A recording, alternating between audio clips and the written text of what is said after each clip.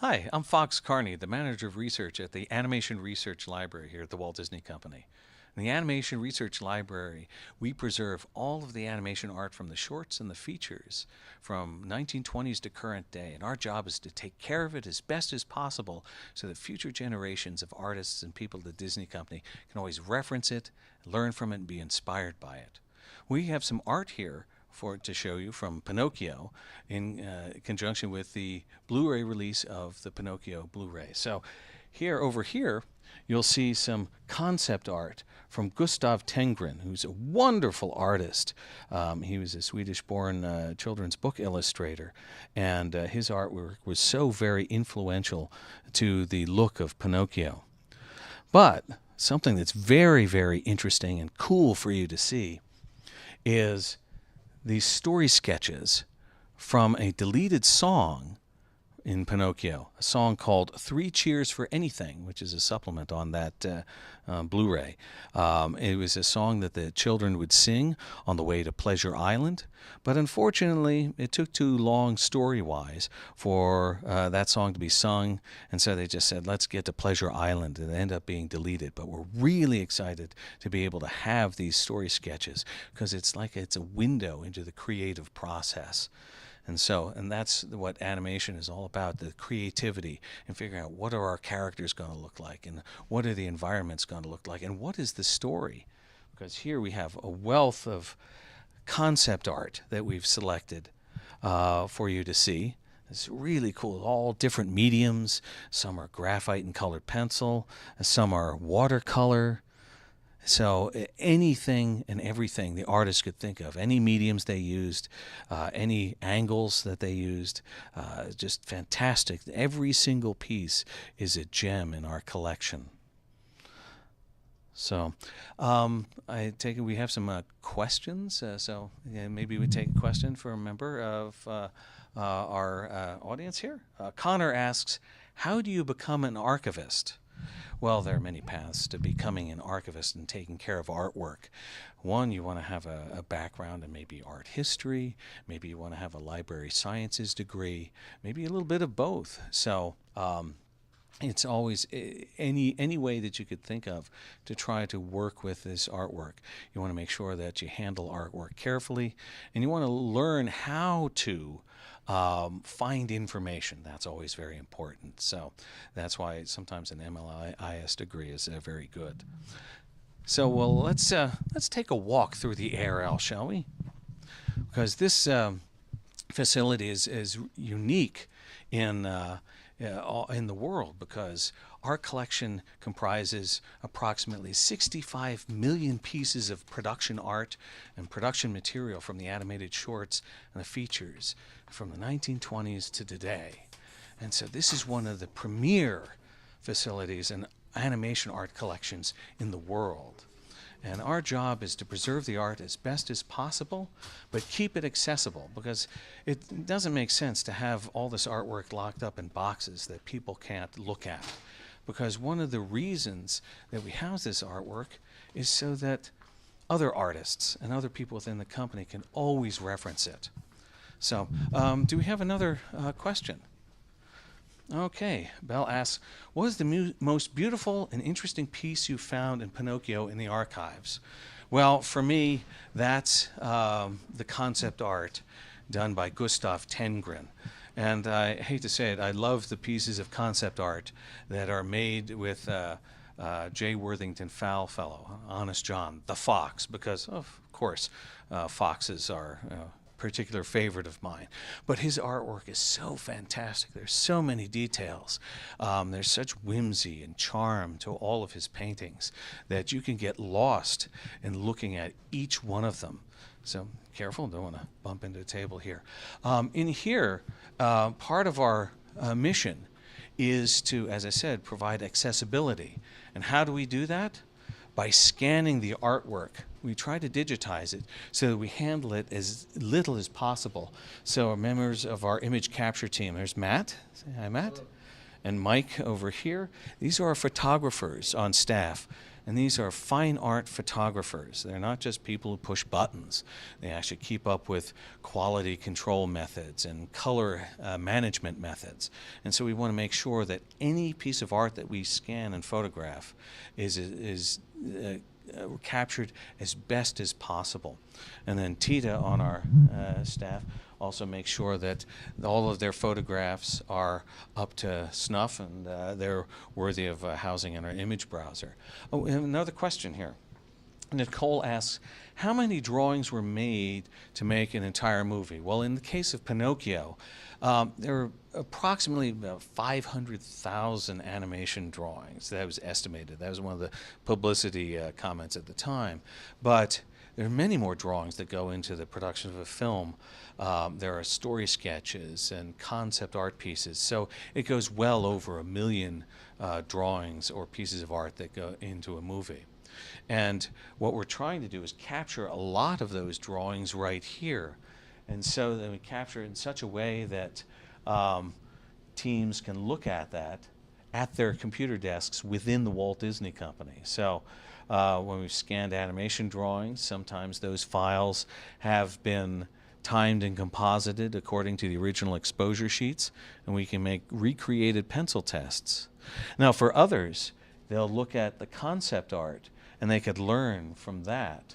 And so that's our mission, is to preserve the physical art as best as possible, but also find ways that people within the company, especially artists for the animated titles, so they can learn from it.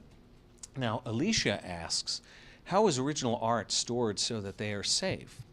Well, as you've seen over on the black table that I showed you, we try to house that in the proper housings, archival materials, such as archival sleeves. We have our pastel trays that we use, that we put the very delicate mediums in so that nothing rubs against them.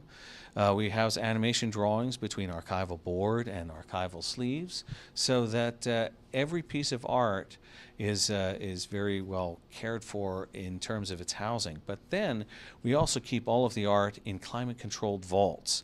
So we keep everything around 62 degrees Fahrenheit, about 50% humidity, and we keep that constant so that there's no environmental stress on the artwork.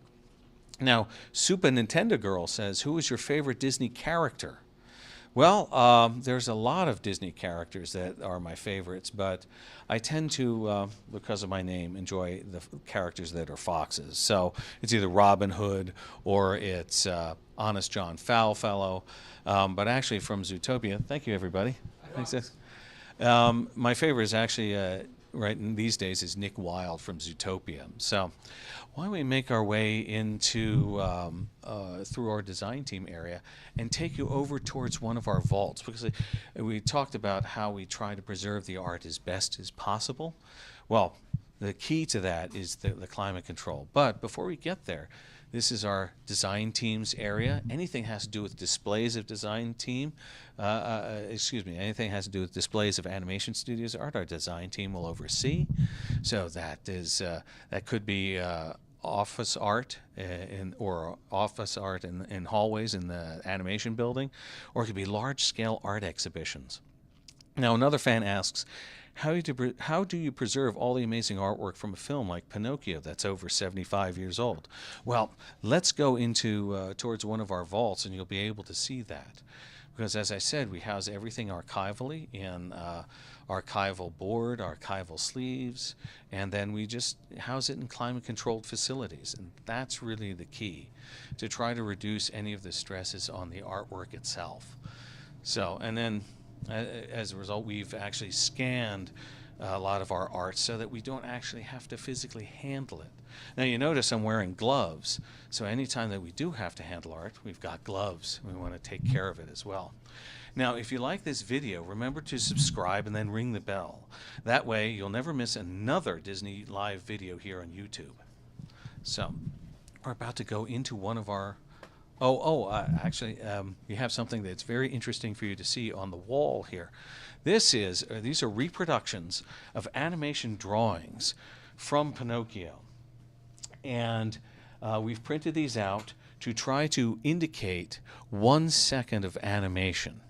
So here, each drawing is been composited. There's actually a composite of 2 drawings, because Geppetto would be on one drawing and Pinocchio would be on another drawing. But we've composited these in Photoshop and printed these out so we could frame them on the wall and give everybody just an idea of how much effort goes into 1 second of film. Now, Rosie asks, how do you go about creating story reels for bonus features with original storyboard drawings?